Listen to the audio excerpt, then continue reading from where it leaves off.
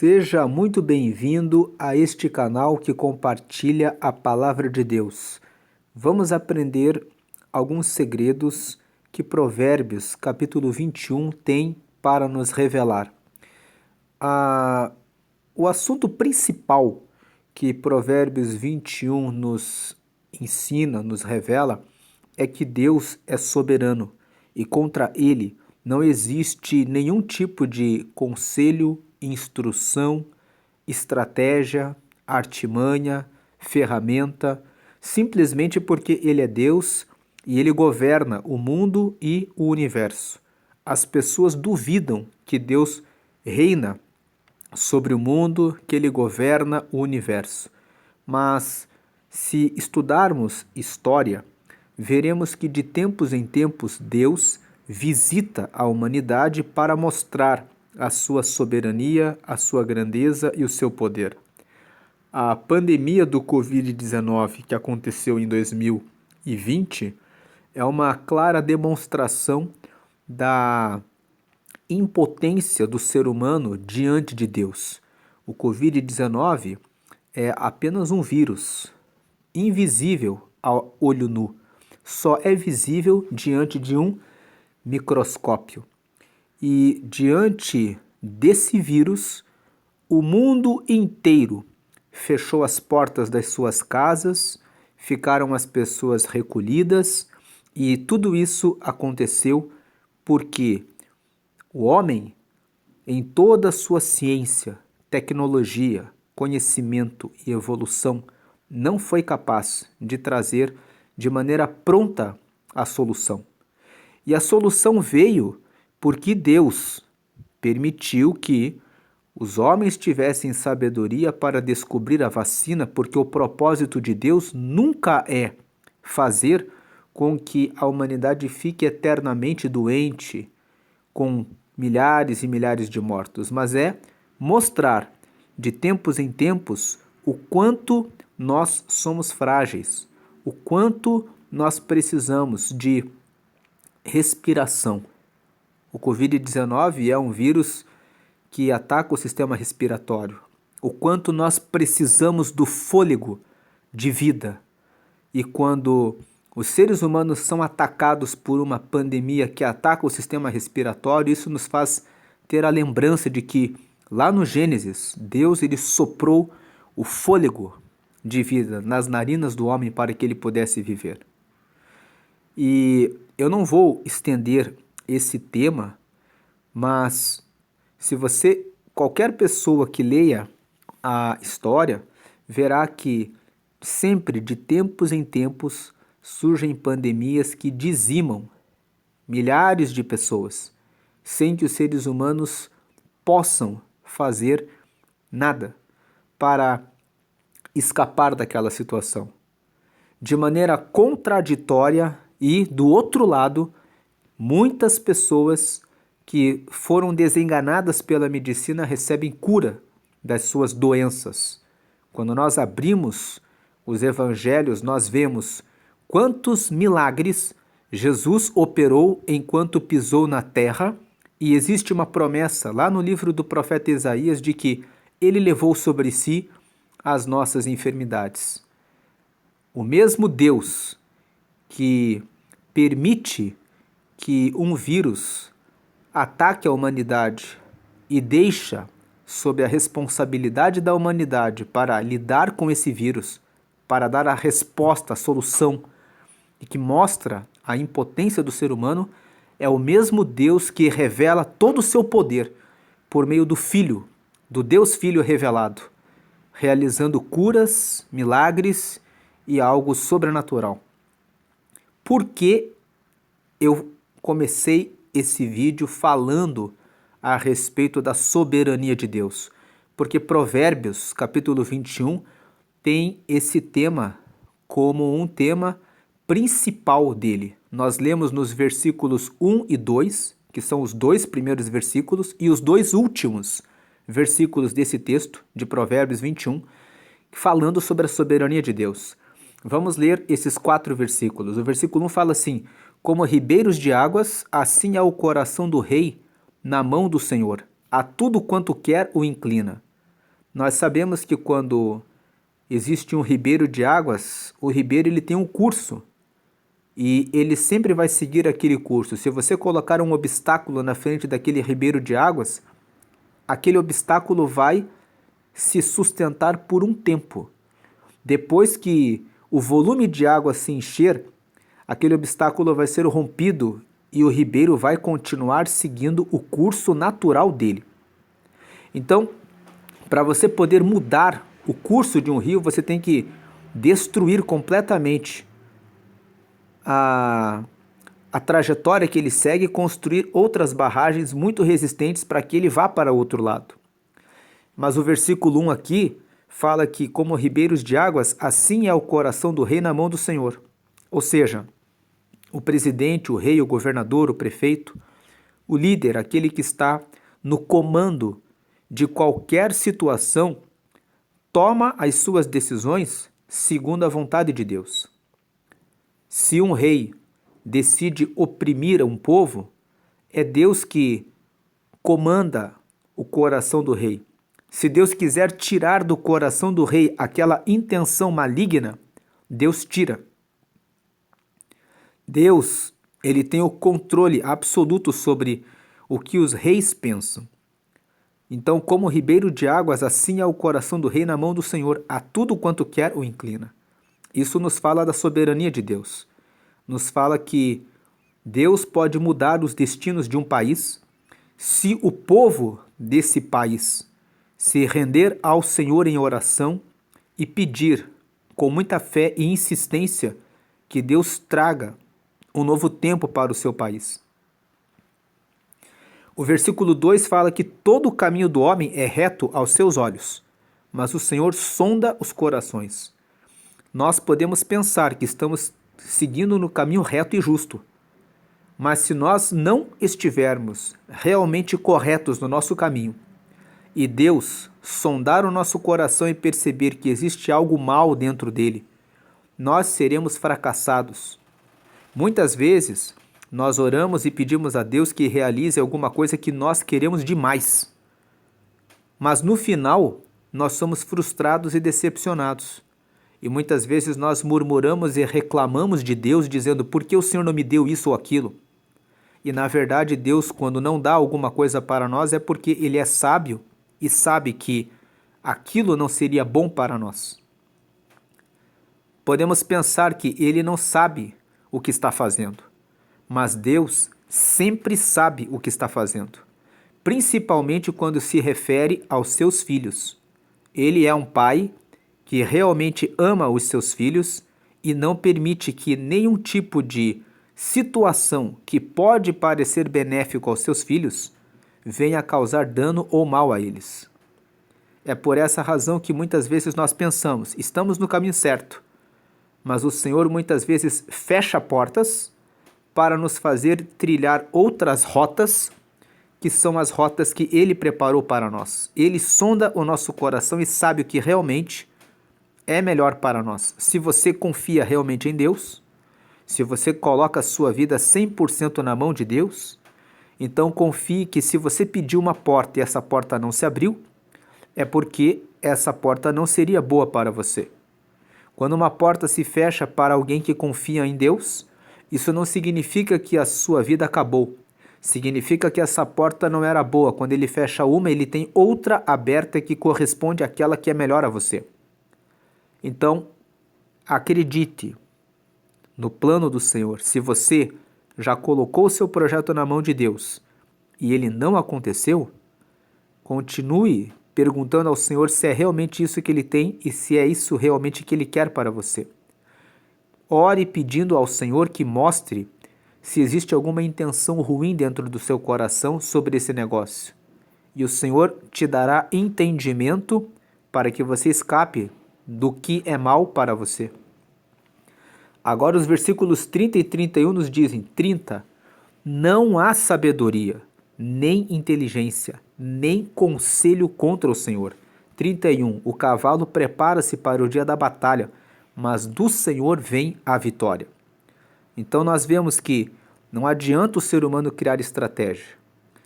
Por mais que os seres humanos criassem estratégias no tempo do Covid, de isolamento, de tantas e tantas coisas, que era o que estava no campo de conhecimento do ser humano, Deus não deixou de fazer o que era propósito dele fazer por meio do Covid-19. Quando ele estabelece juízo, não há sabedoria, nem inteligência e nem conselho contra o Senhor. Esse Senhor, ele estabeleceu que haverá um juízo final, haverá um dia em que ele retornará e fará o julgamento final. Muitas pessoas dizem, isso não vai acontecer. No carnaval deste ano, de 2024, uma cantora chamada Baby Consuelo disse, de cima do carro alegórico, o Senhor voltará. Num período de 5 a 10 anos ele voltará. Prestem atenção nisso. E a outra cantora, Ivete Sangalo, estava no outro carro alegórico, do outro lado. Ela disse, que arrebatamento o quê? Nós passamos por cima do arrebatamento. Então nós vemos que é uma cantora que não sabe o que está dizendo, porque ela disse que ela pode passar por cima do arrebatamento. Quem poderá passar por cima do arrebatamento? Quem pôde passar por cima do Covid-19 dizendo isso não vai acontecer? Contra o Senhor não há sabedoria, nem inteligência, nem conselho. Por mais que os cientistas dissessem, vamos realizar o isolamento, vamos fazer, isolar as pessoas para que elas não peguem essa doença. Eles não puderam impedir que a doença viesse. Quando o Senhor determina alguma coisa, aquilo está determinado. Deus é soberano. Um povo pode levantar um exército. O versículo 31 fala, o cavalo prepara-se para o dia da batalha, mas do Senhor vem a vitória. Você pode preparar um exército para derrotar um povo muito pequeno, mas se Deus estiver na liderança, na estratégia da guerra, ninguém o vence. A Bíblia tem muitos relatos de vitórias do povo de Israel sobre seus inimigos, quando eles tinham menor número de soldados e poucos recursos de guerra. Mas eles venceram os seus inimigos. Davi, um jovem, venceu um gigante, extremamente habilidoso e preparado para a guerra porque ele estava com o Senhor. Deus é soberano. Ele sempre governa e não existe nada que alguém possa fazer, projetar, pensar e imaginar que possa derrotar ou destruir o poder que vem dele. Ele tem o domínio sobre a vida e sobre a morte. Ele tem o poder a respeito de toda e qualquer situação. E quando o versículo 1 fala que, como ribeiros de águas, assim é o coração do rei na mão do Senhor, a tudo quanto quer o inclina, o texto está dizendo que nem mesmo aquele que pensa que é rei ou que é dono do mundo, porque tem muito dinheiro, porque ocupa um cargo relevante, porque ocupa um cargo de poder, mesmo que ele pense que ele está fazendo alguma coisa pela vontade dele, é o Senhor que inclina o coração dele para que a vontade dele, o Senhor, seja feita sobre a terra. Quando Pôncio Pilatos disse para Jesus que respondesse alguma coisa sobre a acusação que ele estava sofrendo, ele disse, você não sabe que eu tenho todo o poder, eu posso soltá-lo? E Jesus respondeu, nenhum poder terias se do céu, se do meu Pai, não te houvesse sido dado. Então nós vemos que o Senhor, sabendo a respeito desse texto da soberania de Deus, entendia que ele estava passando por aquela provação em razão da vontade, da soberania, da determinação de Deus. Creia que se você puser a sua situação na mão de Deus, Ele vai governar e vai trazer a melhor resposta para aquilo que você precisa. A segunda parte de Provérbios, capítulo 21, tem vários versículos que falam a respeito da sabedoria. Como que uma pessoa que é sábia age? Vamos ler aqui os versículos. Versículo 3 fala que fazer justiça e julgar com retidão é mais aceitável ao Senhor do que oferecer-lhe sacrifício. Deus deseja que você realize o que é certo. Ele não está preocupado em quanto dinheiro você vai ofertar, quanto dízimo você vai devolver, qual promessa você vai pagar. Ele está preocupado tão somente em que você siga no caminho da retidão. Não adianta nada você entregar altas somas de dinheiro para caridade dentro da igreja se você não é justo no seu relacionamento com a sua esposa, com o seu marido, com os seus filhos. Se você não é fiel no relacionamento ou se você é uma pessoa iracunda que vive gritando, discutindo. Nesse próprio capítulo 21, nós temos 2 versículos que falam a respeito da mulher iracunda. Vamos ver aqui o versículo 9 que fala, olha, melhor é morar num canto de umas águas furtadas do que com a mulher rixosa numa casa ampla. Então não adianta você fazer um voto de dar altas somas de dinheiro para a caridade se dentro da sua casa você é uma mulher que age de maneira insuportável, que cria rixas, que cria problemas dentro do seu relacionamento. O versículo 9 fala que é melhor morar em um canto de umas águas furtadas, ou seja, é melhor morar em uma meia água, é melhor morar de favor na casa de alguém, do que morar com uma mulher que vive o tempo todo contendendo e discutindo numa casa ampla. O versículo 19 fala a mesma coisa.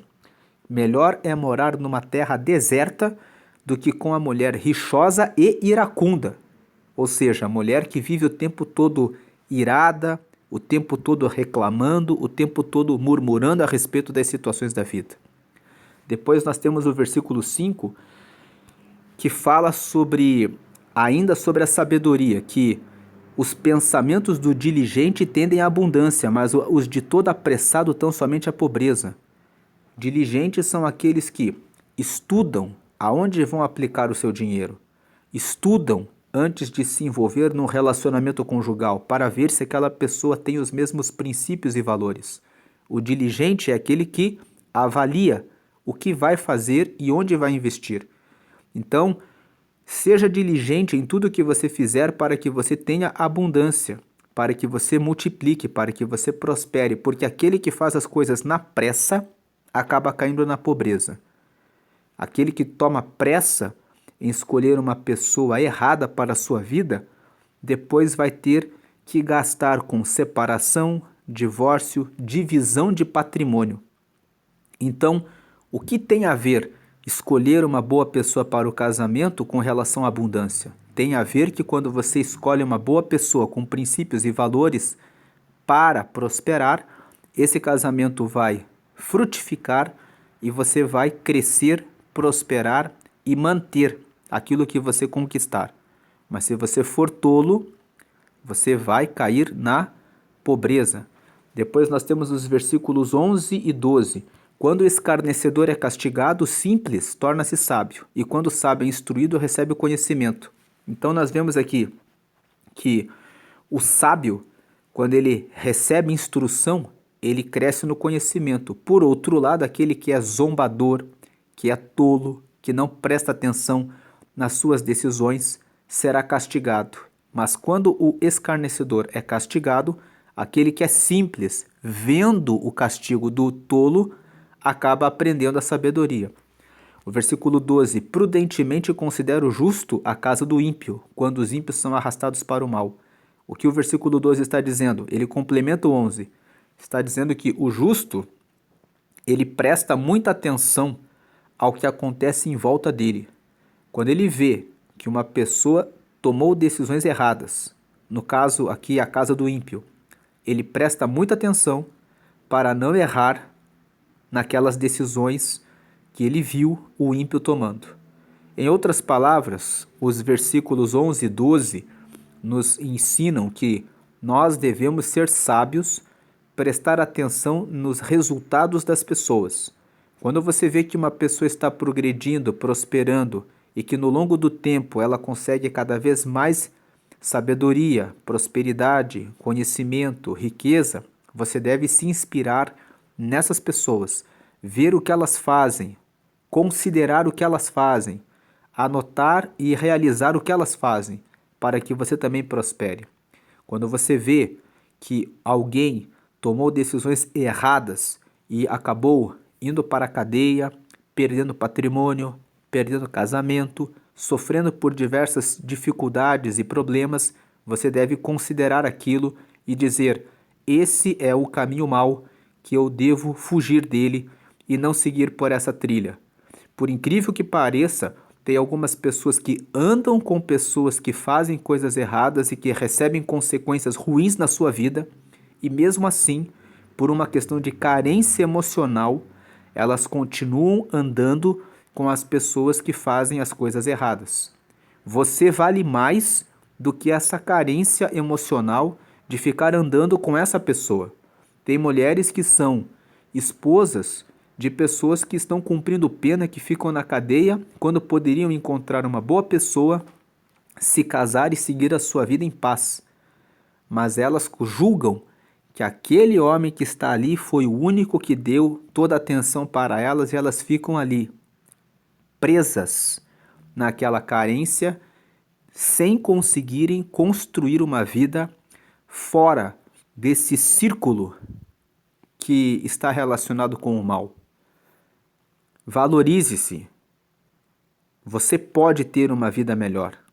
Você pode encontrar saída fora dos caminhos ruins. Versículo 14 fala que o presente que se dá em segredo abate a ira, e a dádiva no seio uma forte indignação. Quando você precisa se conciliar com alguém, você pode usar o recurso de dar um presente. Presenteie as pessoas que você ama. Você não precisa comprar um presente extremamente caro.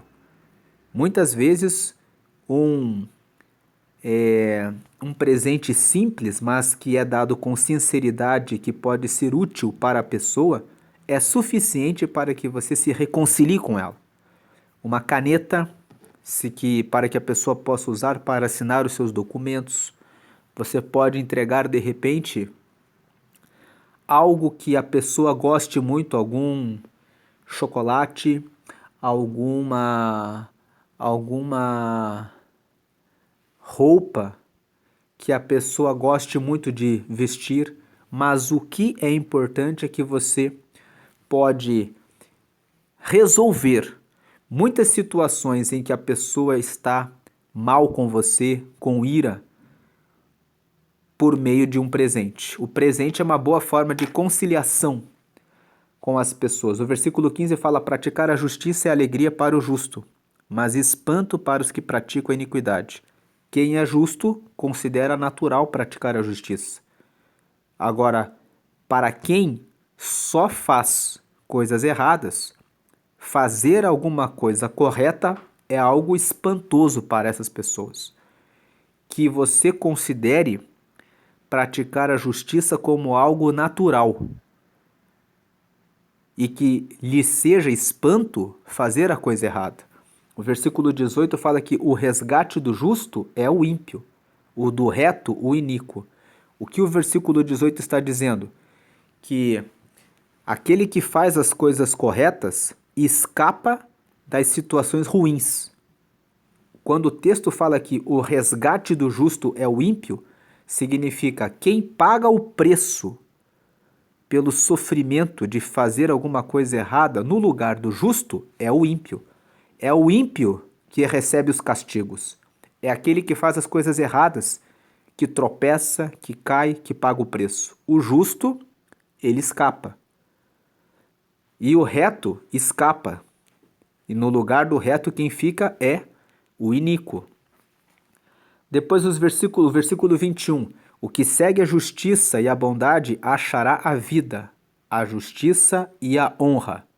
Vale a pena seguir o caminho da justiça e da bondade, porque você vai encontrar a vida, a justiça e a honra. O versículo 22.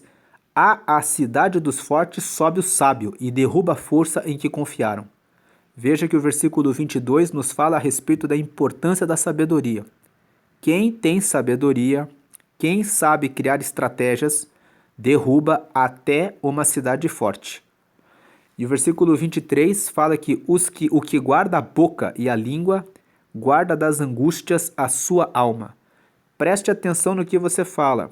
Nós já gravamos aqui o texto de vários capítulos de Provérbios. O capítulo 10 fala para prestar muita atenção naquilo que você fala.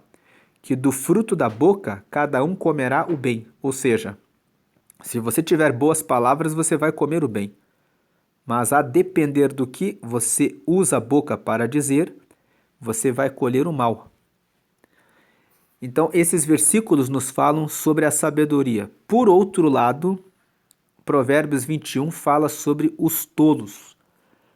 Então, nós temos aqui os versículos que falam dos tolos. O que é tolice? Versículo 4. Olhar altivo, coração orgulhoso e até a lavoura dos ímpios são pecado.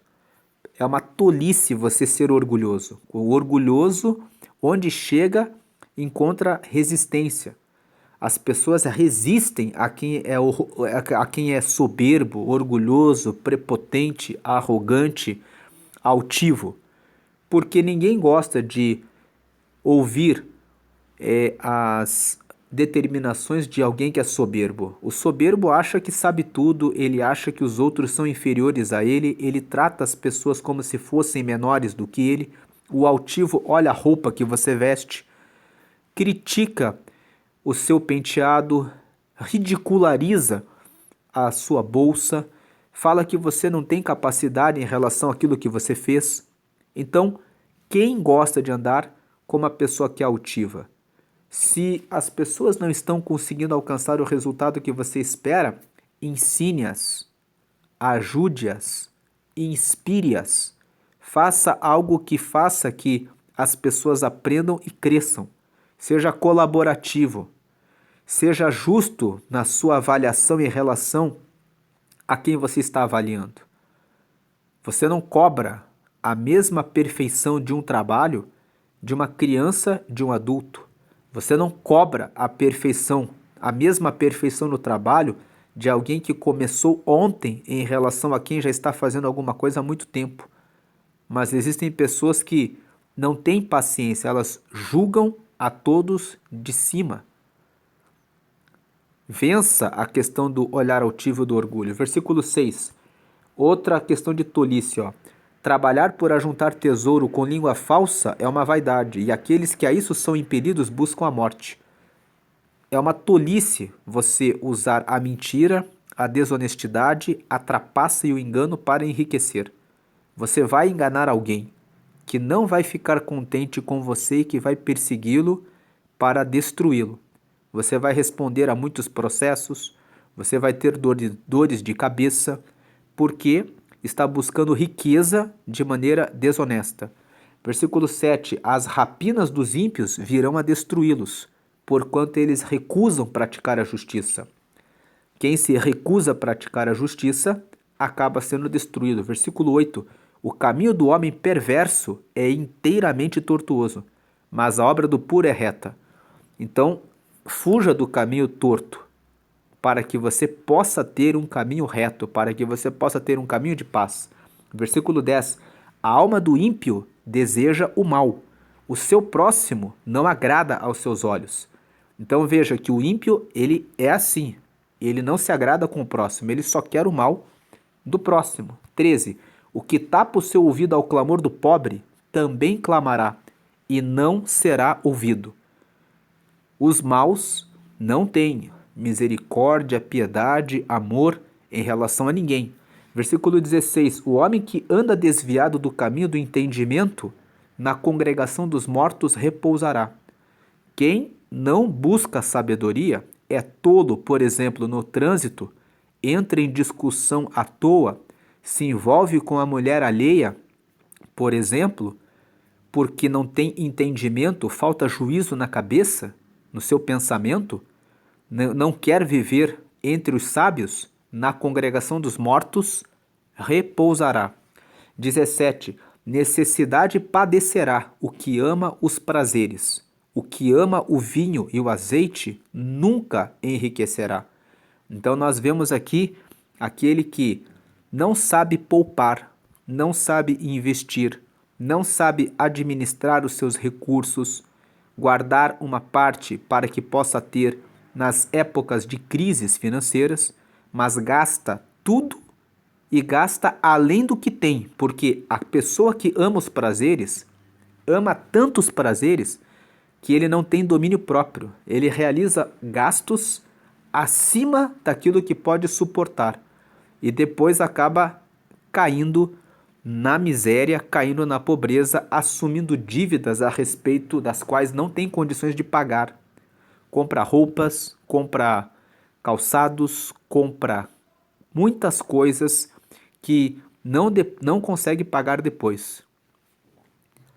Versículo 20: Tesouro desejável e azeite há na casa do sábio, mas o homem insensato o devora. Esse versículo completa o versículo 17, que enquanto o tolo ele ama os prazeres e ele gasta tudo o que tem e além do que tem, aquele que é sábio, ele tem tesouro desejável, ele tem recursos, porque ele sabe fazer a administração do que tem.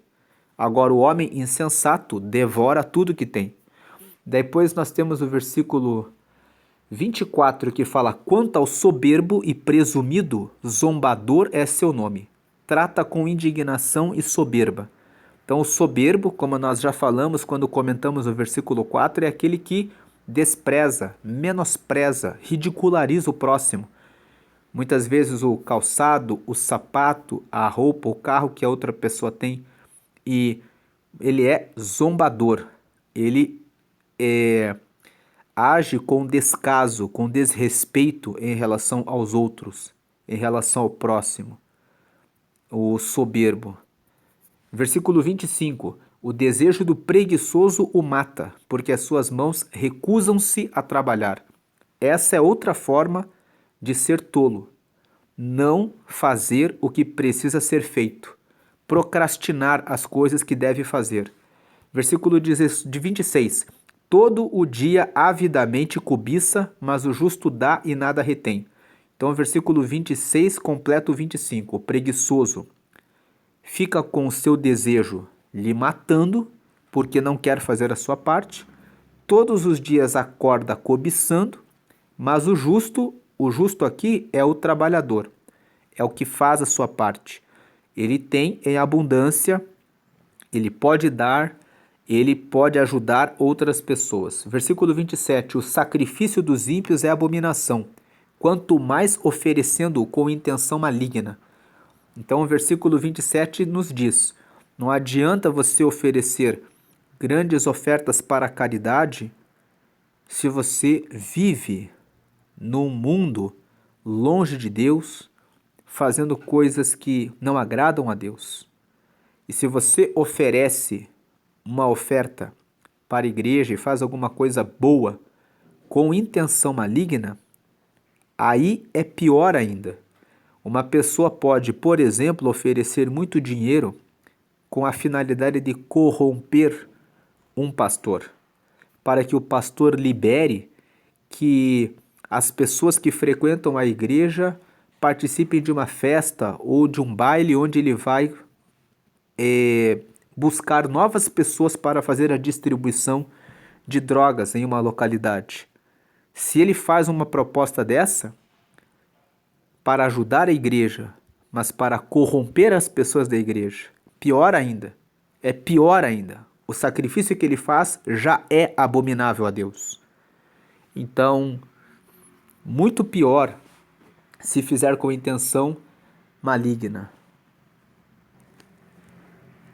Aí você vai perguntar, você que está ouvindo o vídeo talvez pergunte assim, mas e se um traficante, por exemplo, carrega uma mala de dinheiro e entrega para um pastor dizendo que ele está entregando aquele dinheiro para financiar obras, para estudos, cursos e treinamentos dos jovens que frequentam a igreja? O pastor deve receber essa oferta, sim ou não?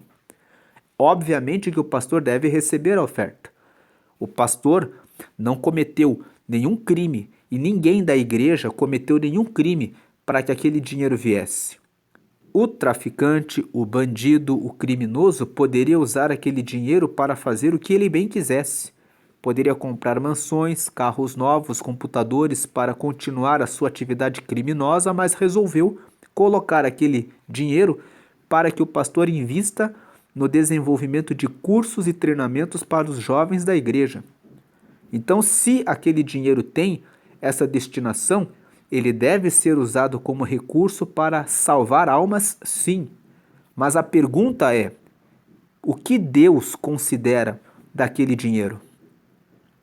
Deus olha para aquele sacrifício e fala: você fez algo com boa intenção, porém, esse dinheiro veio da destruição de muitas vidas. Aquele que trabalha vendendo drogas está destruindo vidas. Então, o sacrifício do ímpio, ele continua sendo abominável diante de Deus. Mas o dinheiro deve ser utilizado e canalizado para fazer o bem quando ele é doado para isso. O versículo 28 fala que a testemunha mentirosa perecerá, mas o homem que ouve falará sem imputação. Então o versículo 28 fala mais uma tolice. Testemunha mentirosa, quando for descoberta, vai ser uma pessoa indigna de confiança. Sempre vão dizer: é uma pessoa mentirosa, uma pessoa que você não pode confiar. E o versículo 29 fala que o homem ímpio endurece o seu rosto, mas o reto considera o seu caminho. O ímpio é aquele que fica com raiva quando você fala para ele que ele tomou o caminho errado e mostra que ele tomou o caminho errado. O pior do ímpio é que muitas vezes você mostra que o resultado que ele colheu foi ruim, mas ao invés dele ser humilde e dizer: é verdade, eu vou mudar o meu rumo, ele fica com raiva de ser corrigido, de ser apontado, porque ele prefere ficar com pessoas que fiquem elogiando ele, ao invés de receber a crítica e aprender com a crítica e mudar a rota da sua vida. Agora, o reto, ele considera o seu caminho, ou seja, a pessoa que é sábia, ela analisa o que ela está fazendo e procura melhorar e corrigir.